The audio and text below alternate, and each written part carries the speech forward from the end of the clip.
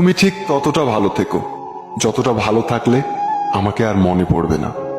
হাতের আঘাত শরীরে লাগে, তবে কথার আঘাত মনে লাগে। সত্যি বলতে কষ্টটা তুমি দাওনি, ওটা আমার ভাগ্যে লেখা ছিল। আজ হয়তো তোমার কাছে সময় নেই আমার সাথে কথা বলার, একদিন দেখবে তোমার কাছে অনেক সময় থাকবে, শুধু তোমাকে মিস করার মতো আমিটাই আর থাকবো না। প্রয়োজন শেষ হয়ে গেলে বিরক্ত তো লাগবেই, এটাই বাস্তব। হোক সেটা বন্ধুত্ব কিংবা ভালোবাসা।